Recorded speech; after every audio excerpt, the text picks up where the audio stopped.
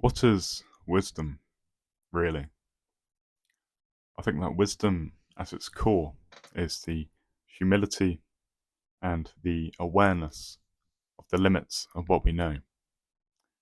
And when we grasp and recognize these limits truly, it frees us from clinging too rigidly to our constructed models of reality. We stop cementing ourselves into these fixed identities and viewpoints. Instead, we open up and we experience reality as it is rather than what we wish it to be. And I think this openness is sorely lacking in our current culture.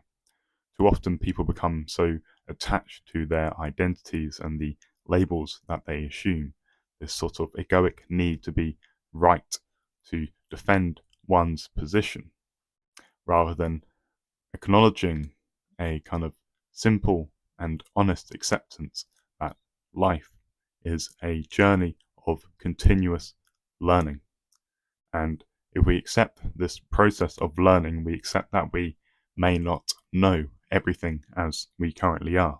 We accept that we may be wrong. And we also recognize that there are countless unknown unknowns, these sorts of things which are beyond our current grasp of reality. And I think Socrates, the Greek philosopher, captures this essence when he says, "The one thing that I know is that I know nothing." And, this awareness, it may seem unsettling to the ego, the sort of part of us which wants to know, but recognizing these limits to our knowing is the essence of wisdom. You see, it is not comfortable often to acknowledge what we don't know. We often find this sense of illusory comfort in certainty and familiarity, but true wisdom will always invite you to question why you crave that kind of comfort. Often this knowing, it may make us feel safe, but is this safety, is it based on true knowing, or is it based on conceptual illusions? You see, our concepts, our ideas, they are useful tools for describing reality. They're useful maps, but by their nature, they cannot encapsulate all of reality. Our intellect, it can grasp pieces of the world, but it cannot encompass everything. There are always more layers, more truths, more mysteries to discover. And the Tao Te Ching reminds us that the Tao that is named is not the eternal Tao.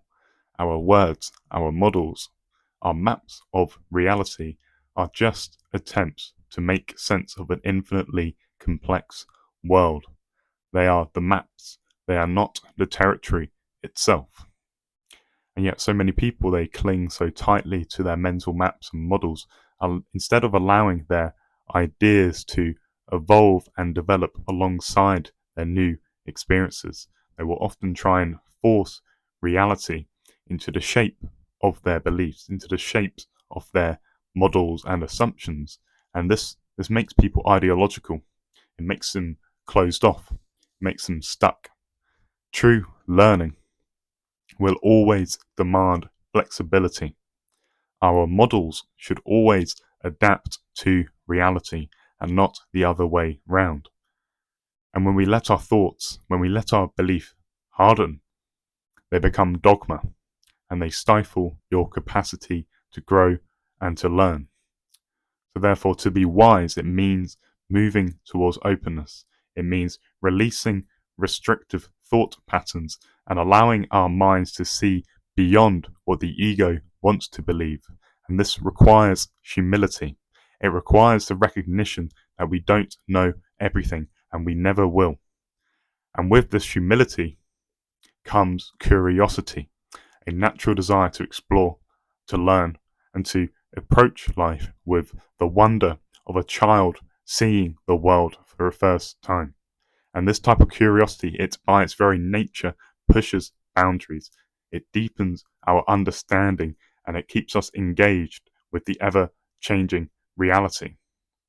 When we cling so tightly to our beliefs, to our conceptual models, we lose sense of this genuine curiosity. Life will become dull, repetitive, and predictable. And it is only through curiosity and playfulness that we truly see and experience the richness of the world that surrounds and situates us. Seriousness is often a trap of the ego, a kind of contraction of the mind into a rigid series of tasks. And if you contrast seriousness with play, with a kind of light-hearted approach to life, it comes with a lightness. Seriousness is heavy, it is dense. Playful lightfulness, it opens us up, it makes us adaptable, and allows us to feel the joy of simply being.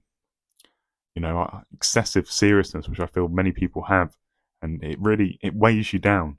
It restricts your ability to play, and it creates this sort of heaviness that leads to a sense of sadness, a sense of burnout, a sense of being trapped and stifled. But when we are able to embrace play, which we always had as children, when we're able to embrace that play, that curiosity, that lightness, we allow ourselves to free ourselves from these psychological burdens. We become more attuned to the flow of life, less concerned about controlling every outcome, and more willing to just learn from whatever comes our way.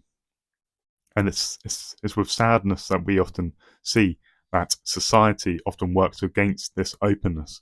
We're conditioned to see the world through narrow lenses, which are shaped by the media we consume, by our education systems, by cultural norms. We're taught to rely on external authorities for truth and to doubt our own inner wisdom. And this conditioning creates a notion of dependence, a dependence on experts, on systems, on technologies, and it discourages self-reliance and our own inner knowing, our own critical thinking. It keeps people in a childlike state of dependence rather than encouraging true maturity. I think we see this pattern in many areas of our life, especially in health.